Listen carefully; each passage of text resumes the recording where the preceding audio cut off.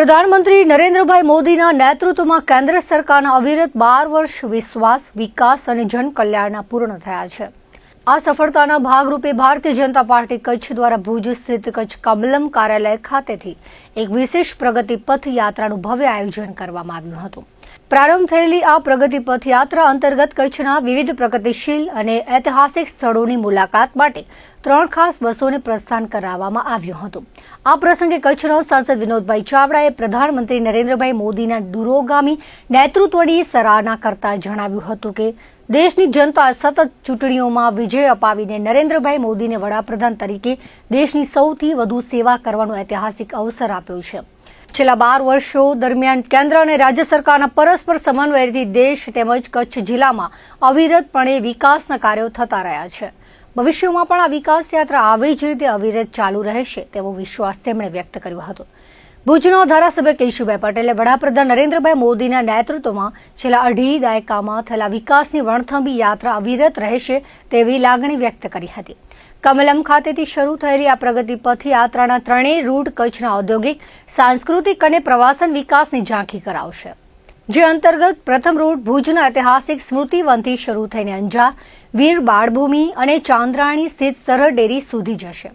જ્યારે બીજો રૂટ કચ્છના વૈશ્વિક પટલ પર ચમકેલા પ્રવાસન સ્થળો એવા વિશ્વ પ્રસિદ્ધ સફેદ રણ, ધોરડો અને હડપ્પીય સંસ્કૃતિના પ્રતીક સમાન ઐતિહાસિક ધોળાવીરા તરફ જશે. આ જ રીતે ત્રીજી બસ ક્રાંતિ તીર્થ શ્યામકૃષ્ણ વર્મા માંડવી મેમોરિયલ થઈને અબડાસા થઈને લાખો શ્રદ્ધાળુઓના આસ્થાના કેન્દ્ર સમાન અને અદભુત રીતે ડેવલપ થયેલા યાત્રાધામ માતાના મઢ ખાતેમાં આશાપુરાના ચરણોમાં પહોંચશે. છેલ્લા કેટલાક વર્ષોમાં સરકારે કચ્છના પ્રવાસન ધામોનો જે પ્રકારે કાયાકલ્પ કર્યો છે તેની પ્રતીતિ આ પ્રવાસીઓને કરાવવામાં આવશે. આ પ્રગતિપથ યાત્રાના પ્રસ્થાન પ્રસંગે જિલ્લા આગેવાનો વિશેષ ઉપસ્થિત રહ્યા હતા. 12 વર્ષ વિશ્વાસના, વિકાસના અને જનકલ્યાણના દેશના યશસ્વી પ્રધાનમંત્રી શ્રી નરેન્દ્ર મોદી સાહેબના નેતૃત્વમાં આ દેશની અંદર છેલ્લા 12 વર્ષથી અવિરત જે પ્રકારે વિકાસના કાર્યો થયા છે અને સતત ચૂંટણી જીત્યા પછી આ દેશની અંદર સતત વડાપ્રધાન તરીકે સૌથી વધારે સેવા આપવાનો અવસર આપણા દેશના વડાપ્રધાન શ્રી નરેન્દ્ર મોદી સાહેબને મળ્યો છે અને ભવિષ્યમાં પણ આમને આમ દેશની સેવા કરતા રહે. જે હેતુસર અલગ અલગ પ્રકારના 12 વર્ષના અનેક કાર્યક્રમો થઈ રહ્યા છે.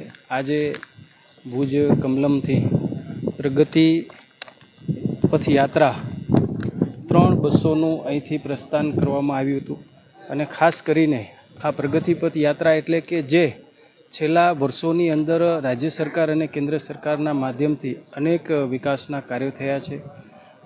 આજે અહીંથી પ્રસ્થાન કરવામાં આવ્યું. ધારાસભ્ય શ્રી કેશુભાઈ પટેલ, અમારા જિલ્લા પંચાયતના પ્રમુખ શ્રી પ્રભાબેન, અનેક લોકોની ઉપસ્થિતિમાં પહેલો રૂટ અમારો સ્મૃતિવનથી અહીંથી અંજાર, વીર બાળભૂમિ અને જે સરહદ ડેરી જે છે ચાંદ્રાણી ત્યાં એક રૂટ જશે. ત્યારબાદ બીજો રૂટ ધોરડા અને ધોળાવીરા જે વિશ્વ પ્રસિદ્ધ છે ત્યાં એક બસ જશે.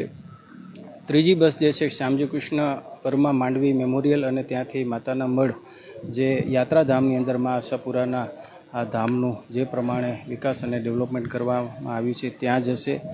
કચ્છની અંદર છેલ્લા અનેક વર્ષોથી અનેક વિકાસના કાર્યો થયા છે. અનેક પ્રગતિપથ જે આપણે કહી શકીએ એવા સ્થળો આજે આપણને જોવા મળ્યા છે. આ દેશના યશસ્વી પ્રધાનમંત્રી શ્રી નરેન્દ્ર મોદી સાહેબના નેતૃત્વમાં જે પ્રકારે કાર્યો થયા છે જેના ભાગરૂપે આજે જે છે કે આ અહીંથી સર્વે પ્રવાસીઓને અહીંથી પ્રસ્થાન કરવામાં આવ્યું હતું.